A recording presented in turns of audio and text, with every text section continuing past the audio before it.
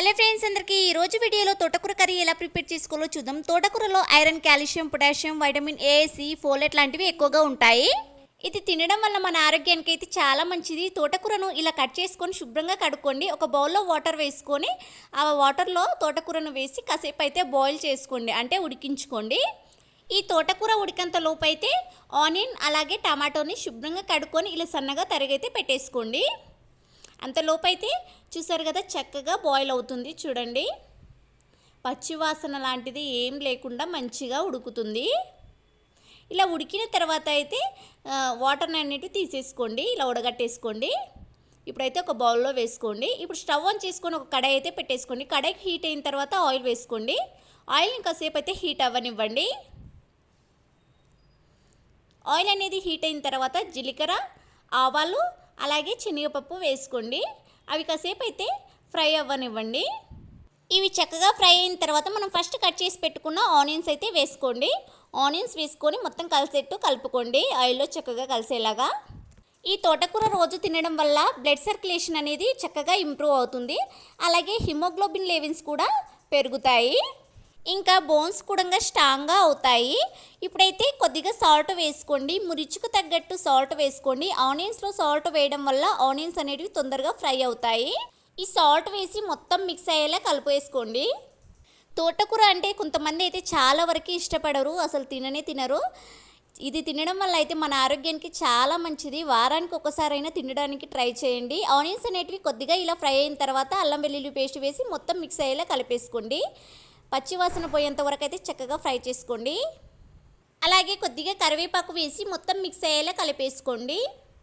ఈ తోటకూరలో vitamin A ఉండడం వల్ల కంటి చూపుకు అయితే చాలా మంచిది. ఐసైట్ అనేది క్లియర్గా ఉంటుంది. ఆనియన్స్ కానీ అల్లం వెల్లుల్లి పేస్ట్ అయితే చక్కగా ఫ్రై అయ్యాయి. ఇప్పుడైతే లాస్ట్లో పసుపు వేసుకోండి. పసుపు వేసి 1 మినిట్ అయితే చక్కగా ఇలా కలుపుకుంటూనే ఫ్రై చేసుకోండి. లేదంటే వెంటనే టమాటో వేయడం వల్ల పసుపు వాసన వస్తుంది. కాసేపు అయితే 1 మినిట్ ఇలా కలుపుకుంటూ చక్కగా ఫ్రై చేసుకోండి. 1 మినిట్ తర్వాత మనం ఫస్ట్ కట్ చేసి పెట్టుకున్న టమాటో ముక్కలను అయితే వేసి మొత్తం మిక్స్ అయ్యేలా కలిపేసుకోండి. స్టవ్ అయితే మీడియంలోనే పెట్టి కుక్ చేసుకోండి, హైలో అస్సలు పెట్టుకోవద్దు.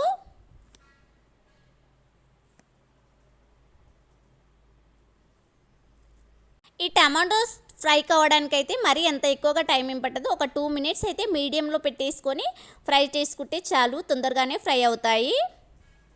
చూడండి, 2 మినిట్స్లో చక్కగా ఫ్రై అయ్యాయి. ఆనియన్స్ కానీ టమాటోస్ కానీ చక్కగా ఫ్రై అయ్యాయి. ఇప్పుడైతే మనం ఫస్ట్ బాయిల్ చేసుకున్న ఉడికించుకున్న తోటకూరనైతే ఇందులో వేసుకోండి. టమాటా అలాగే ఆనియన్స్లో వేసి మొత్తం మిక్స్ అయ్యేలా ఒకసారి అయితే కలిపేసుకోండి. వాటర్ అనేటివి ఏం లేకుండా తోటకూరను తీసుకోవాలి. వాటర్ అనేటివి స్ట్రెయిన్ చేసేసుకోండి.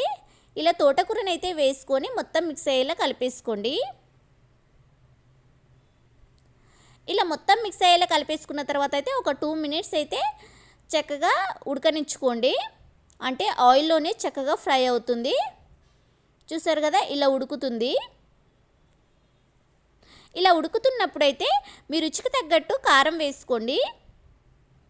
కారం వేసిన వెంటనే అయితే కొంతమంది వాటర్ వేస్తారు, అలా అయితే అస్సలు వేయకండి.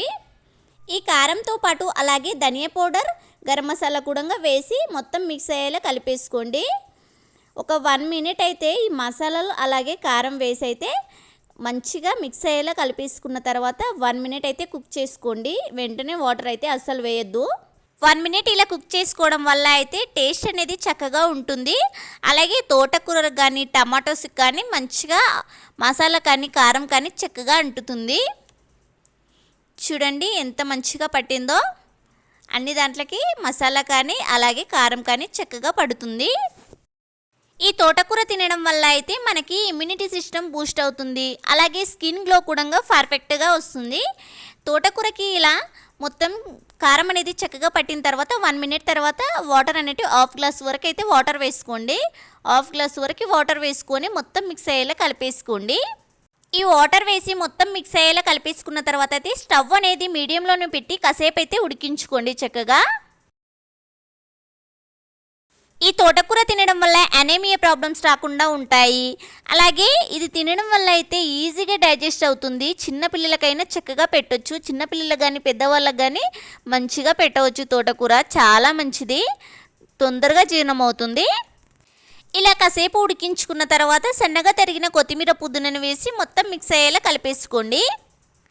మీకు ఈ తోటకూర కర్రీ చాలా గ్రేవీగా ఉండాలనుకుంటే అయితే కొత్తిమీర పుదీనా వేసిన వెంటనే స్టవ్ అనేది ఆఫ్ చేసేసుకోండి, మంచిగా ఉంటుంది. లేదంటే ఈ కొత్తిమీర పుదీనా వేసిన తర్వాత కాసేపు అయితే ఉడికించుకోండి, 1 మినిట్ అలా. 1 మినిట్ ఉడికించుకున్న తర్వాత స్టవ్ అనేది ఆఫ్ చేసేసుకోండి. మరీ ఎక్కువగా ఆయిల్ యూజ్ చేయకుండా ఇలా అయితే కర్రీ చేసుకోండి, చాలా టేస్టీగా ఉంటుంది. మీరు కూడా మీ ఇంట్లో ఒకసారి ట్రై చేసి కామెంట్ బాక్స్లో కామెంట్ చేయండి మీకు ఎలా వచ్చిందో కూడా. చూసారు కదా, ఎంతో సింపుల్ అండ్ టేస్టీగా తోటకూర టమాటో కర్రీ అయితే రెడీ అయింది. ఈ వీడియో మీకు నచ్చినట్టయితే లైక్ చేసి సబ్స్క్రైబ్ చేసుకోండి ఫ్రెండ్స్, నన్ను సపోర్ట్ చేయండి. Thank you.